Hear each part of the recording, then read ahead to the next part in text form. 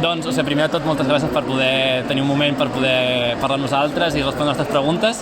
Aleshores, en primer lloc, Catalunya ha tingut un paper rellevant i actiu dins de les redes COPs i voldríem saber quin és el paper actual i què feu dins de la COP.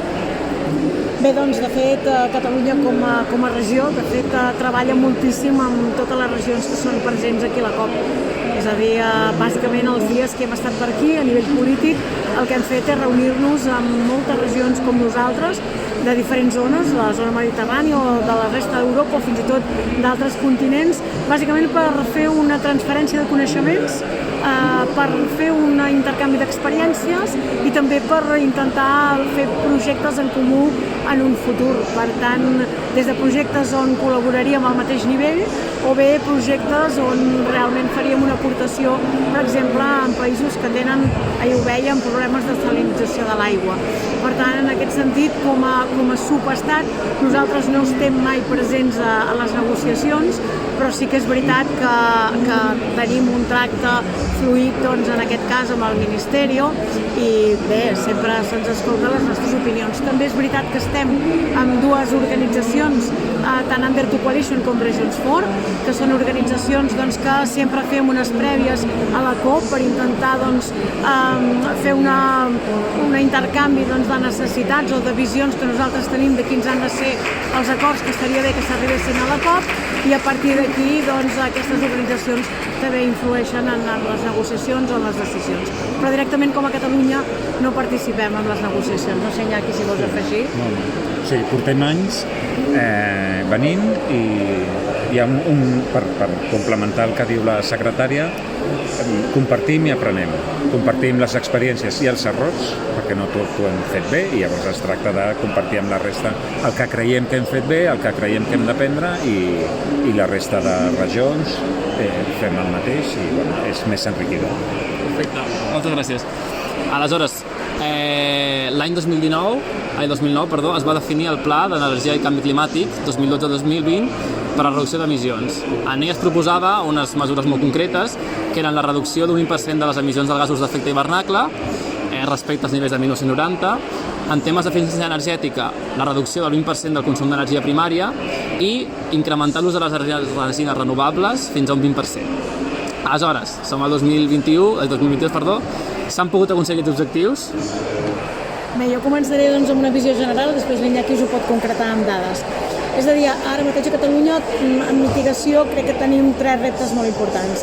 Una és la reducció de les emissions de tot tipus de transport, aquesta és una. Llavors, la reducció d'emissions de lo que és generació d'energia, que aquesta seria la següent, i en global aquesta reducció d'emissions dels diferents processos industrials. La veritat és que començaré pel nivell d'energia. En la producció d'energies renovables hem fet un salt endavant important aquests 2 últims anys, és a dir, realment, sobretot a nivell del que és l'autoconsum individual al nostre país s'ha posat les piles, per tant estem molt contents dels resultats. Vam treure una línia de subvencions, per exemple, de 230 milions d'euros per plaques solars i bateries. Els primers 115 milions d'euros es van esgotar en un dia, per tant, realment el país té una necessitat de renovables, ja sigui per la reducció d'emissions com també per com està la factura elèctrica en aquest moment. Per tant, jo crec que és un repte de la transició energètica que tenim prou ben encarat. En el tema del transport, cal moltíssima feina encara de millorar el transport públic.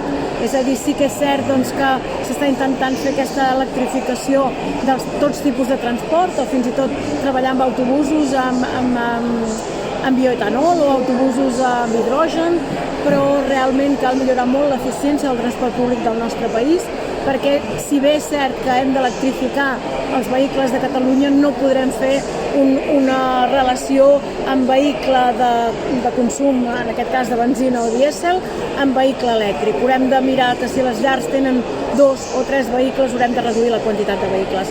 Això passa perquè hi hagi un gran esforç de transport públic, ja sigui transport que depèn de l'Estat, com en aquest cas és tot el tema Rodalies, que ja el coneixeu i potser fins i tot l'heu patit, I llavors hi ha tot el tema de transport públic urbà, de la zona urbana de Barcelona, o també l'interurbà amb els diferents municipis, capitals de comarca de tot el país. Per tant, aquí hi ha una feina important a fer. Pel tema del transport, també afegir que amb la idea de reduir aquestes emissions sortirà aviat una taxa pels creuers, perquè és evident que hi ha zones, sobretot a l'entorn metropolità, que pateixen aquestes emissions i, per tant, la taxa no té una voluntat recaptatòria, tot i que en un moment podria semblar que sí, sinó que té una voluntat de que els creuers, és a dir, els vaixells, també facin un esforç per fer aquesta transició energètica amb combustibles que generin menys emissions. Hi ha tota la gran feina que està fent la indústria catalana, és a dir, tenim una indústria que per sort està compromesa amb rebaixes d'emissions i en aquest sentit estem al costat de les empreses per intentar que apliquin les millors tècniques disponibles i per evitar tots aquells processos industrials que són els que generen més emissions. Les empreses estan apostant per electrificar-se també, per utilitzar altres vies de generació d'energia i, per tant, en aquest sentit, si ho mirem a números, ens ho dirà l'Iñaki si estem complint o no. La sensació és que el país està compromès en això. Per tant, haurem d'arribar als objectius del 30 i el 50, però sí és veritat que podem fer ja una avaluació a nivell numèric per aquest any que acabem de passar al 20. Llavors, passem comptes del 2020. Hi havia 3 potes, reducció d'emissions, eficiència energètica i renovables. Comencem per la que no complim, que és renovables, perquè en autoconsum a nivell fotovoltaic, com ens ha dit la secretària, estem bé amb la situació actual. L'altra cosa és tot el que encara queda per fer, però hi ha un creixement i hi ha una mobilització del sector i de l'interès públic-privat, que això està en camí bé i ens permet a més contribuir al 2020. En temes de biomassa també estem bé. També queda per fer, però també hi ha comunitats energètiques, tots coneixem equipaments municipals que estan fent servir biomassa de proximitat, per tant, això també va bé, i després ens queda la pota de les grans infraestructures, grans o no tan grans infraestructures de renovables, que aquí s'està treballant per acabar de veure, d'identificar i de posar això. Llavors, la part de renovables no la complim, la part d'eficiència energètica sí que la complim i la part de gasos d'efecte hivernacle també la complim i ens creix. L'eficiència energètica sigui per l'increment de la millora de la tecnologia, per l'increment dels preus de l'energia, que ara és una cosa exagerada, però que ja hem tingut moments dels increments, per la pròpia millora de la indústria, millora dels estris que fem servir a casa de les bombetes, tot això també ens permet complir. I després tenim la reducció de gasos d'efecte hivernacle. Amb la pandèmia, és 2020, és any ja de pandèmia, i llavors ens permet complir amb escreix. Però aquí també cal dir que si bé Catalunya compleix amb escreix amb una reducció del 25%, quan la idea era del 20%, és per la pandèmia aquest escreix exagerat, però ja estàvem en la senda de complir molt còmodament. L'objectiu de reducció d'emissions pel 2020 no era un objectiu molt complicat de complir i d'una manera molt simple podem dir que hem complert com ens ho hem fet per complir amb el 2020 en reducció d'emissions. Hem fet el que fèiem, però fent-ho millor, d'una manera molt més eficient. Tenim vehicles més eficients, les indústries són més eficients, els municipis van peatonalitzar encara. O sigui, hem fet el mateix, però ho hem fet millor i ens permet complir. Quan anem als objectius del 30, que encara no ho has preguntat, però que ja m'avenço, la realitat, el que les dades ens mostren és fent el mateix i encara millor no hi arribarem. No ens donarà.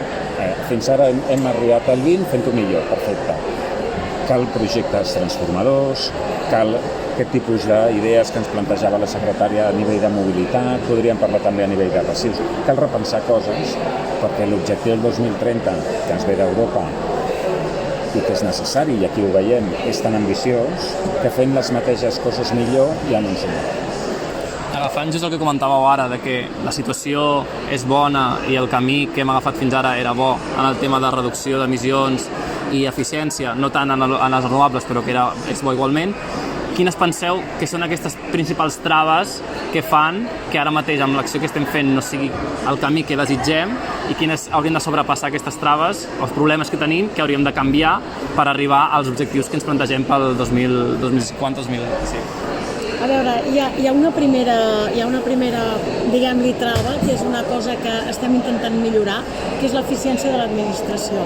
És a dir, la tramitació de qualsevol innovació, de qualsevol estructura de renovables, ara mateix té un tràmit massa llarg i, per tant, fa un any vam fer una modificació del decret llei del 16/19, es va traspassar el 24/21, i una de les qüestions que hi havia era accelerar aquesta tramitació. Ara estem fent petites modificacions també en la tramitació per anar accelerant aquesta tramitació de projectes, perquè necessitem que els projectes, en aquest cas d'energia renovable, que ja anomenava l'Iñaki, siguin molt més fàcils i ràpids de fer. En aquest sentit, una altra qüestió que també estem posant sobre la taula és la planificació territorial, és a dir, Catalunya ha començat a implementar renovables sense una planificació territorial, o sigui, i sectorial de renovables, i per tant això a vegades causa una mica de revolta social. Tots sou a Catalunya, per tant tots veieu que apareix un projecte i apareix, doncs, en aquest cas, doncs, alguna plataforma perquè hi ha alguna qüestió del projecte que no acaba d'agradar. Per tant, el que nosaltres hem fet també és crear les oficines de transició energètica comarcals, és a dir, aterrar tècnics a nivell de comarca perquè puguin fer aquest pla territorial sectorial. Si cada comarca és capaç de decidir on hi ha d'haver renovables i on no, evidentment hi ha una sèrie de criteris previs, si és un parc natural, si és un sòl agrícola d'alta qualitat, si hi ha o no hi ha punt de connexió. És a dir, si Catalunya, en base a aquests criteris que tenim, doncs, acordats, és capaç de fer aquest dibuix, serà molt més fàcil també a l'hora del tràmit, perquè ja no caldrà tota una part de validació prèvia. Hi haurà uns espais on ja seran espais pensats per fer renovables, igual que ara hi ha uns espais pensats per ser polígon industrial. Per tant, aquestes, a nivell d'energia, serien com dues barreres que s'han de poder superar. A partir d'aquí, una te la deia jo abans, és a dir, per millorar tota la contaminació en el transport, doncs cal millorar el transport públic. És a dir, tots volem agafar el transport públic, segurament molts som militants de transport públic, però jo, per exemple, que visc Olot i treballo a Barcelona, no em permet amb els meus horaris, per exemple, anar i tornar cada dia. Si vull anar en transport públic, si vull anar en cotxe, evidentment que sí, però això, doncs, representa unes emissions brutals i, per tant, és una problemàtica. I en aquest sentit serien potser les barreres ara mateix més importants. El que deia l'Iñaki és molt interessant. Per què? Perquè d'alguna manera l'esforç d'ara ha estat fer el que fèiem millor. Això és fàcil de fer per tothom, per tots els sectors, sector industrial, tots els sectors que us podeu imaginar. El que ens queda ara és un repte important, que és fer coses diferents de les que fèiem fins ara. Llavors, moltes vegades la nostra societat és molt reactiva al canvi, no agrada, canviar no agrada, però si volem continuar mitigant, si volem no pujar aquesta temperatura amb els acords de París a l'1,5, que potser al final serà el 2, però que ens hem de moure amb aquests nivells de temperatura, caldrà un esforç de tothom. I per tant hem parlat molt de canvi climàtic, hem parlat molt d'emergència climàtica, però ja hi som, i a vegades el dubte és si en som realment conscients. Per tant, aquestes són les barreres que jo identifico, l'Iñaki segur que n'identifica alguna més. Amb el permís de la secretària voldria fer una reflexió sobre les renovables.